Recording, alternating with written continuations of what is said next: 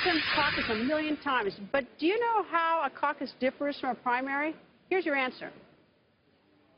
This is Des Moines, Iowa. Voters across the Hawkeye State are meeting to kick off the 2016 presidential contest. But what is a caucus? And what makes it different from a primary? God bless the great state of Iowa. Welcome to Smoky Row. Iowa is a great place. It's a great state. It sounds like you want to make a political revolution. All over Iowa, candidates in both parties have been campaigning for months, hoping they might just win big in this key first caucus. The goal? Getting enough support to win delegates to the party nominating conventions next summer. Go to your caucus site and caucus for me. My candidacy is in the hands of the people of Iowa. I love this country. I love the people of this country. It's time we had somebody that makes proper decisions. This is a campaign of the people, by the people, and for the people. We will win the nomination, and we will win the general election in November.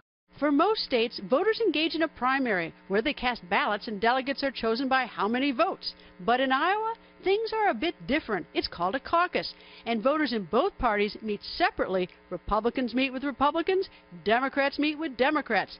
And for Iowa's Democrats, imagine a room full of Democrats physically grouping together to support their candidates. One corner for Clinton, another for Sanders, and another for O'Malley. And if one candidate doesn't get enough support, those caucus goers, by the rules, have to switch to another candidate, a second choice, who met the threshold required support. And in the end, the candidate with the most support gets the most delegates. And for Republicans, the caucus process is a bit different from the Democrats. Representatives from candidates' campaigns give speeches trying to win over the caucus goers.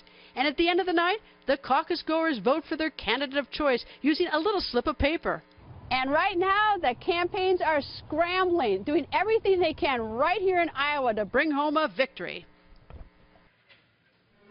Now that you understand what a caucus is, how could the voter turnout impact tonight's outcome? Time Magazine political reporter Zeke Miller goes on the record. Zeke, if it's a big turnout, that's good for Trump and Sanders, right? Yes, it is. They're both betting on turning out these new voters, people who've never voted in the caucuses before, people who are non-traditional voters, students and the like, people who live in rural areas. If they come out tonight, if we see long lines at these caucus sites, that's a good sign for both Bernie Sanders and Donald Trump. Is there any report, or is it too soon? Do we have any information on what it looks like at this point about the turnout? It's a little too anecdotal there. It's spotty, big, these precincts shift around every year, the different locations every year, so it's really hard to point to what happened 4 years ago.